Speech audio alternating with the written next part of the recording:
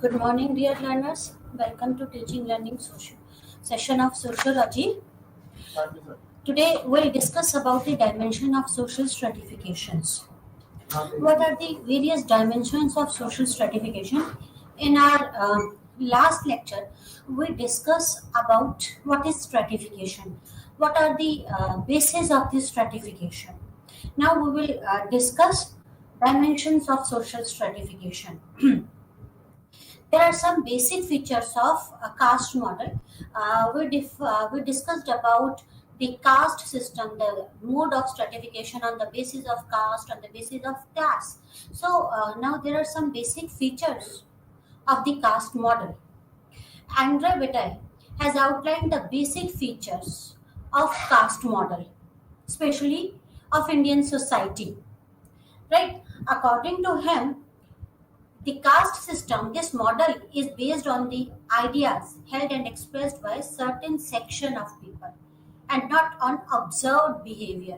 Although secondary empirical material have been used, so this caste system, this caste model is based on the ideas held by a certain section of the people and not by the observed behavior. It is based on the secondary material. It attaches a kind of primary and universal significance to caste in India as it has been conceived in the classical text. Because our caste system is, we have taken the caste system from our classical text, and it depends on the ideas held and expressed by a certain group section of our people and not through the observed behavior. Right? Structural changes. Structural changes appear as land reforms, the spread of education, social legislations, industrialization, urbanization. The effect of these on the caste system is that often adaptive mechanisms such as caste association appear as mechanism of social mobilization. As we have taken the caste system from our text, ancient text, it is actually based on the perspectives of a certain group of a people. But with the changes like land reform, spread of education, industrialization, and urbanization, the caste associations are formed, and this um, helped in the social mobilization. People started mobilizing, thinking about their growth. The organizations strive mainly for the fulfillment of materialistic and mundane goals for their members, thereby making them aware of their deprivations and structural impediments. So they are uh, through industrialization, through education, when people come to know that they are deprived from their rights, they started forming the association, and these association helped in the mobilization of the caste. And the organization mainly strive for fulfillment of their materialistic and mundane goals, and these association made them aware about their deprivation, how they are deprived from their rights. Race and ethnicity. Though the concept like race and ethnicity are considered biological, but such concepts have a deeper meaning and social construction. Race and ethnicity depends on, it totally depends on the biology, but again it has a say in social construction. Right? What is race? How can we define our race? The common parallels, race is understood as an external physical feature of various human beings whose categorization depends on the features like skin color, facial features, heights, etc. When we categorize, not discriminate, I'm sorry, when we categorize the people on the basis of skin color, on the basis of features or facial features, on the basis of the heights, on the basis of the color of hair and eyes, then It is known as race. It is external physical features. When we define or categorize people on the basis of their physical features, then that is known as race, right? Although these categorization are based on the biology, because they inherit these characteristics from their ancestors, right? But the racial group is described as a group having similar physical traits. So race is, we define the race on the basis of physical characters, and when people having a similar physical trait, then that group is known as the racial group, right? The condition where group sees similar characteristics between them and sees others as a different, such as and such kind of divisions were made by anthropologists in 18th century. Before 18th century, there was it was a biological, we consider it as a biological construct, not a social construct. But in 18th century, when anthropologists divided or categorized people into races, a racial group, then it become a social construct. When a group, when we categorize group on the basis of a similar physical trait, then that is known as the racial group. Along with the physical feature, most of times behavior characteristics were also added to the various races. Not only the physical characteristics, but also at times we add behavior characteristics. Right? Frederick Farrar in 1866 divided the people into three groups on the basis of civilization. That is the savage, semi-savage, and the civilized group. Savage group, all African indigenous people are savage. Semi-savage, Chinese who were once a savage, and civilized Europeans, Aryans. So a race, when we categorize people on the basis of their physical characteristic, that is known as race. Ethnicity. What is the early conception of ethnicity? When we look into the literature, there are three popular conception of ethnicity. The first is biological, the second is cultural, and third is psychological. Biological, cultural, and psychological. The biological concept is based on the common genetic descent. In the sense, ethnicity has been treated as a synonym with race. When we categorize people on the basis of their physical trait, on the basis of their biology, on the basis of their common genetic descent or ancestor, then that is known as a biological concept. It is synonym of a race. The second conception of ethnicity involved a new thinking which differentiated race from ethnicity. Then this is treated as a cultural phenomenon. Cultural phenomenon means sharing physical traits was not seen as sufficient condition for defining the ethnic group. Mere physical conditions, we can call it as a race, but through mere sharing a common physical characteristics, it is not sufficient condition for defining as an ethnic group.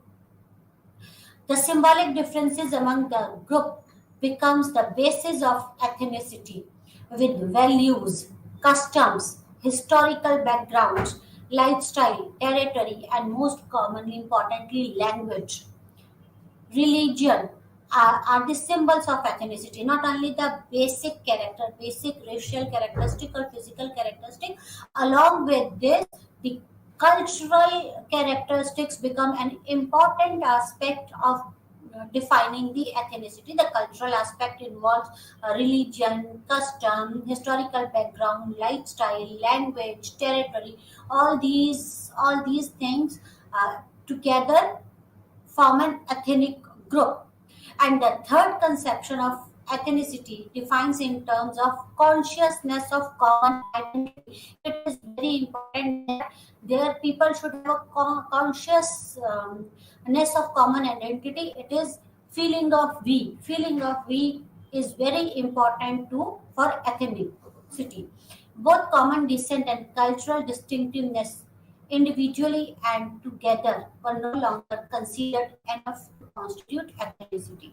In Instead, awareness among the member of group regarding their similarity to each other from and differences from other group was gave them an ethnic identity. So, for ethnic identity, three on the basis of three things, on the basis of three factors, anyone gets the ethnic identity. The first is their physical trait, racial trait. The second is their cultural, and the third is the feeling of we. Right? That is consciousness of common identity. When people feel like that we that members of a that when a group of the members of a group have awareness about that we are similar and we are different from the other group people, then that is feeling of we, and this is very important to give the identity of ethnic group. Sharing physical, attitudinal, behavior, and cultural feature was not considered sufficient to foster ethnic feeling. The group must also perceive themselves as distinct from others. That is, the member must define themselves as we group. That's why I told you we group. That is, the feeling of we is necessary to get the ethnic identity. Ethnic groups. Paul Brass discussed three ways to define ethnic group in terms of objective attributes, reference to subjective feelings, and relation to behavior. Concepts and forms of social mobility. Social mobility is very important. And what is social mobility? Social mobility means transition from one social position to another social position. When a group or people move from one social position to another social position, that is known as social mobility. And social mobility involves changes in the lifestyle or changes in the life chances. The concept of social mobility is classically defined by Pitrim A. Sorokin. The concept of social mobility is given by the Sorokin, Pitrim A. Sorokin, P. A. Sorokin. According to Sorokin, the shift of position may be undertaken by individual or social object or values. That is to say, anything that has been created or modified by the human activity can experience social mobility. Anything which is created by human can experience a social mobility. Implicit in invoking concept of social mobility is recognition of gradation in society, and this gradation in terms of prestige, privilege, and the power. Right? Social mobility is recognition of gradation in society. How we can say that people that certain individual or a group has moved from one position to another position on the basis of the power, on the basis of the prestige, on the basis of the privileges which one gets because of this social mobility, then we can say that people moved from one position to another position. Types and forms of mobility. Horizontal social mobility means movement by individual or group from one position to another in society, which does not involve a shift in higher or lower strata. There are various types of mobility. The first type is the horizontal mobility. Horizontal mobility means when people or an individual or a group moves from one position to another in a society which does not involve shift to higher or lower strata, then that is known as horizontal mobility. When one move from this position to this position at the same level, then that is known as horizontal mobility. Like shift that like switching a job at a same position from one organization to another organization without any increments or without any change in power prestige, then that is known as the horizontal mobility. Horizontal social mobility means transition of an individual or social object from one social group to another situated on the same level, then that is known as the horizontal social mobility. The second type of mobility defined by Sorokin is vertical mobility. What is vertical mobility? Vertical mobility simply puts an upward or downward change in the rank of individual or a group. When people either move to the higher position or demoted to the lower position, then that is known as the vertical mobility, right? Vertical mobility involves a movement which ensures enhancing or lowering of a rank, either moved upward or moved downward. Then that is known as vertical mobility. That is, if someone get promoted, then that is known as vertical mobility. Or if in case someone has been demoted, then that is known as vertical mobility, when someone moves either in upward position or the lower position in the strata, then that is known as vertical mobility. Forms of mobility, they exist as an infiltration of individual of lower stratum into existing higher one, and creation of new group by such individual, and the insertion of such group in higher stratum instead of or side by side the existing group of this stratum, right? Dropping of individual from higher social position into existing lower one without degradation or disintegration of higher group to which they belong, then that is known as uh, vertical mobility. Degradation of social group as a whole in abasement of its rank among other group, or in its disintegration as a social unit, then that is known as vertical mobility, when you degrade the social group as a whole, right? A more recent treatment on form of mode of mobility is advanced by Raffel H. Turner, contrasting to the predominant modes of mobility of England and the United States of America. Turner has suggested two ideal types normative pattern of upward mobility. Uh, the mobility, the vertical and the horizontal mobility, they are the predominant modes of the mobility, was defined by the anthropologist or sociologist of on the basis of England and United States of America. Then Ralph H. Turner has suggested two ideal typical normative pattern of upward mobility, that is the contest mobility. So vertical mobility and horizontal and vertical mobility, apart from horizontal and vertical mobility, Turner has described two different types of mobilities, that is the contest mobility. Contest mobility is a system in which elite status is the prize in an open contest and is taken by the aspirants on efforts. Anyone can compete. In contest mobility is that a status, that an elite status is the prize, and anyone can compete. Any aspirant can compete for that status, and those who are deserving will get that status. That is the contest mobility. The term elite is used by the Turner in simplified sense, that the higher class category. With while the contest is governed by some rules of fair play, the contestants have a wide choices in strategy they may employ. So when it is like an open market, right?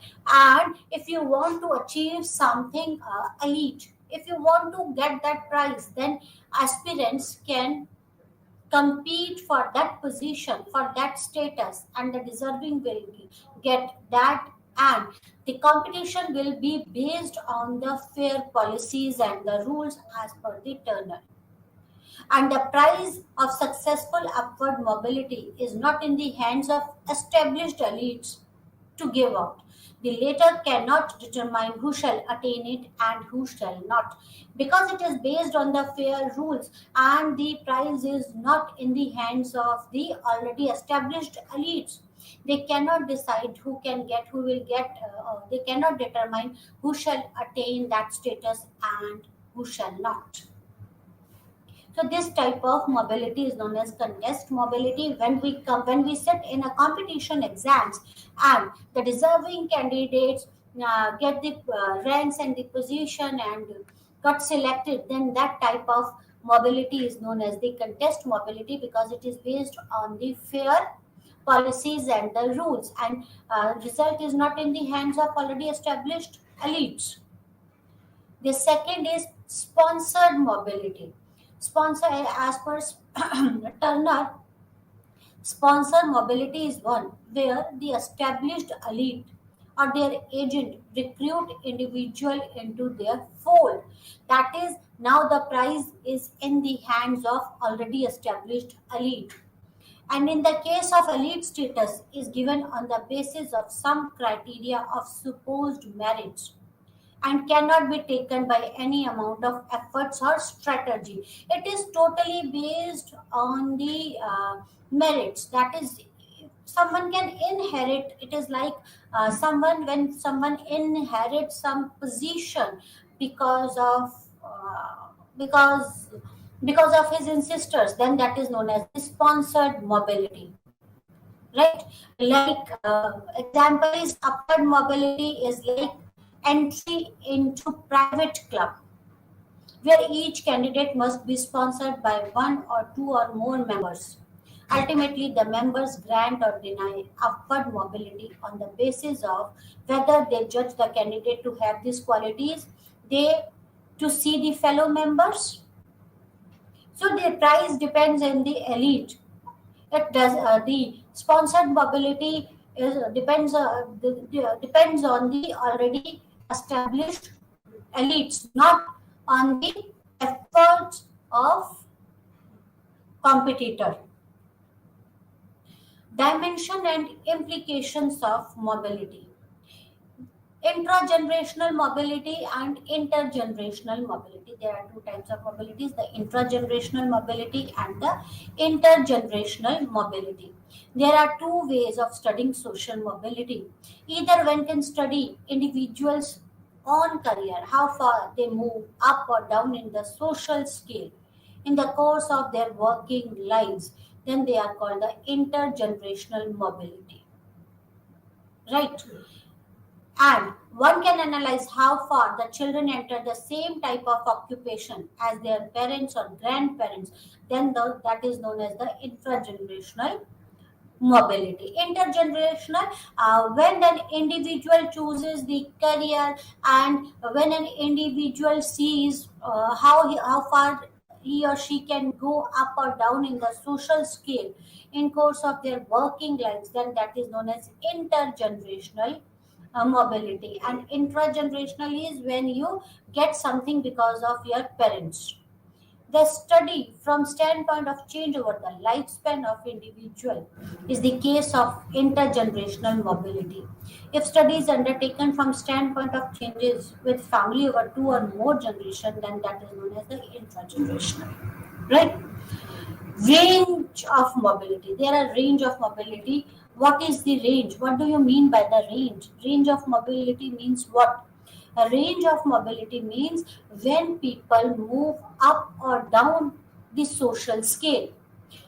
They may travel through one or more strata, then that is known as the range of mobility. When people move up or down the social strata and the social distance thus covered is denoted by the range. Suppose there are the four stratas and someone moves from lower to next level, then to next level, and then to the higher level.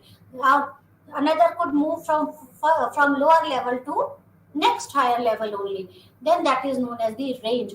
How far or how much social distance has been covered by an individual, that is known as the range of mobility.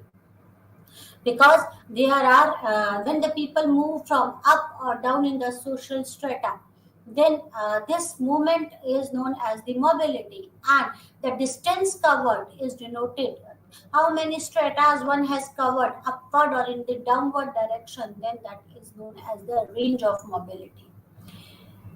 It could be movement covering a short social distance, that is the short range shift. Also, a big slide across the number of strata up or down is also possible. Now, what is downward mobility? Right? People move in the strata in upward direction or in the downward direction. What is downward mobility? Downward mobility is when people move from a higher direction to from higher strata to the lower strata, then that is known as downward mobility. And the trend is most often linked by the psychological problems and the anxieties, where individuals fail to sustain the lifestyle to which they have become accustomed.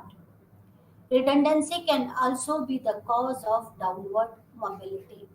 Middle-aged men who loses their job find it hard to gain a new employment at all, or can obtain a work at a lower level of income than before. Then this is known as the downward mobility. When someone moves from higher position to lower position, then that is known as the downward mobility. If someone loses the job and get the job of a lower rank or of lower income, then that is known as the downward mobility, right? As a women abandon their promising career on the birth of a child, and after spending some years bringing up a family, some women return to the paid workforce at a later date and often lower level than that at which they left. Then that is known as the downward mobility. When if someone moves from higher strata to lower strata, a reason could be many. A reason could be the psychological reason, could be anxiety, or could be any other social or physical changes. Upward mobility. Upward mobility is acquiring wealth and property, is a major means of moving up in modern society. But other channel are also there, like entering an occupation with honor. That is when someone moves from lower strata to the higher strata in the society, then that is known as the upward mobility. Upward mobility, actually, acquiring wealth and property is considered as upward mobility, but there are certain occupations when when certain enters in an occupation with more honor, then that is known as the upward mobility, right? Possibilities of mobility. What are the possibilities of mobility?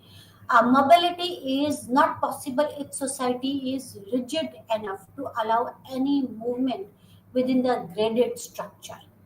On the other hand, mobility is facilitated if society exhibit flexible character. There are so many types of mobilities: horizontal mobility, vertical mobility, upward mobility, downward mobility, right? Contest mobility, right? There are various types of mobility, but all these mobilities depends on the type of society. If society is rigid, then mobility is difficult or not possible. But if society is flexible, if society possesses the flexible character, then some people can move from one strata to another strata, right? So possibilities depend on the flexibility of society. Very little vertical mobility is possible in closed society.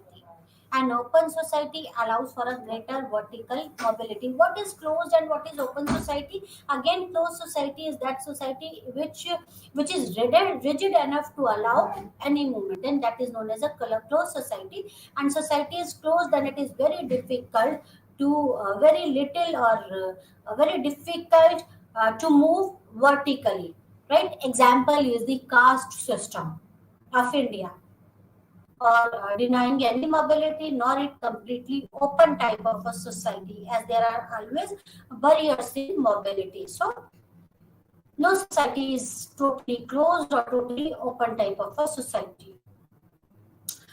There are the four primary factors which impacts the mobility in all societies. The first is demographic factor. The second is ability of parents and children. Third is faulty distribution of individuals in social position and the change of the environment. All these things impact the mobility. The demographic factor, definitely the demographic factors impact the mobility. Demographic factors. Demographic factors includes income. It includes age group. It includes um, language. It includes physical conditions. All these factors impacts the social mobility. Then second factor is the ability of parents and children. Obviously, whether it is closed society or the open society, at times the lineage matters. And apart from the lineage, even if it is an open society, then the abilities of the parents and the children matters and impacts the mobility of individual in this society. Then the faulty distribution of individual in social position. At times, uh, it becomes it is the fault of the society. The distribution, the while distributing the resources, the society become biased, and and their hence it results in the faulty distribution of individuals in the social positions. It impacts the vertical as well as horizontal mobility. Change in the environmental factors impacts the mobility. Change in the situations,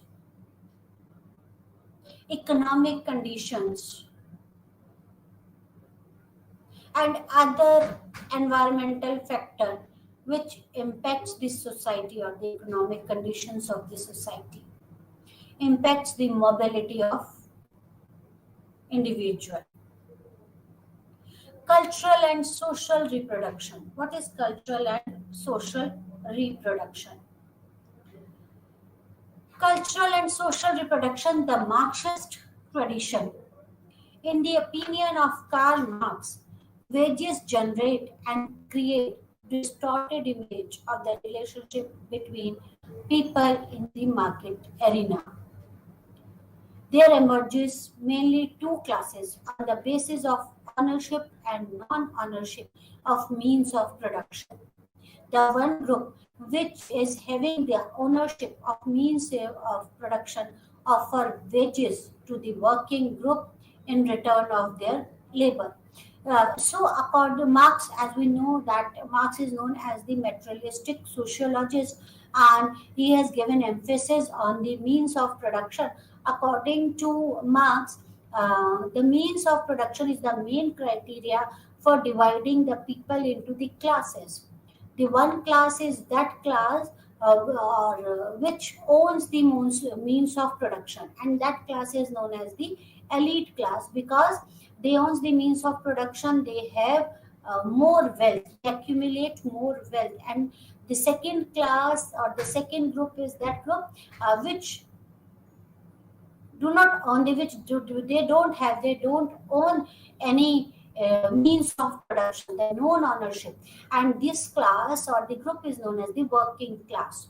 The according to Marx, the elite class pays wages to the working class for their efforts, for their work, and the elite class exploits the wager class or the working class to earn profits.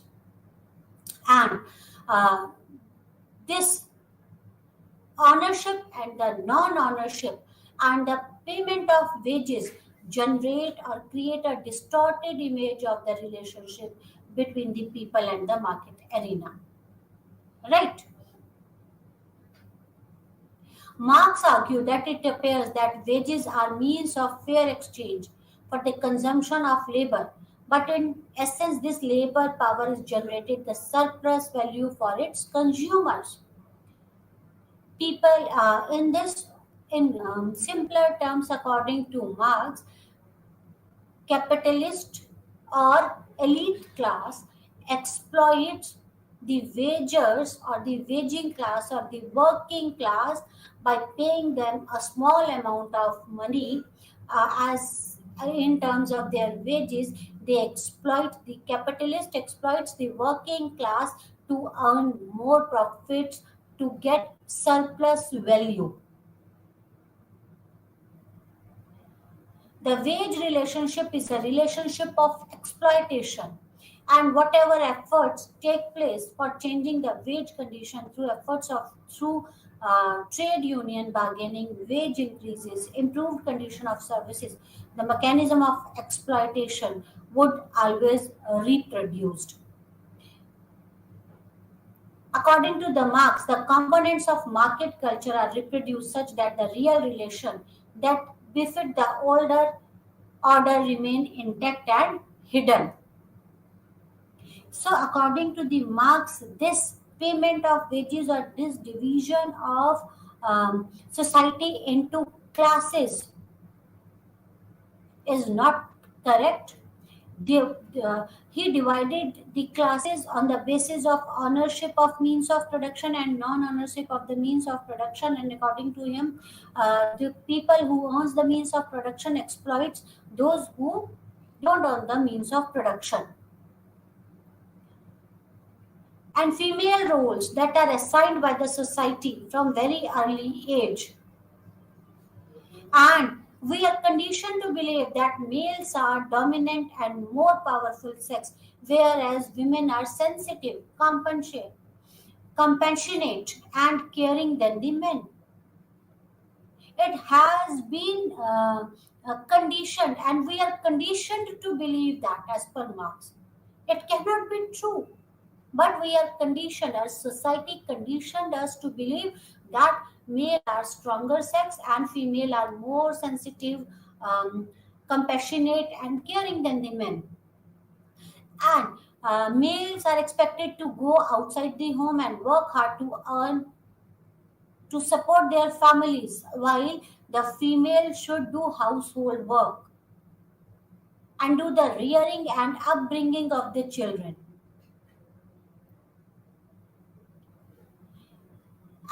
This is the idea which society interpolates, or which the society conditioned us in this way, and this lead to the cultural and social reproduction.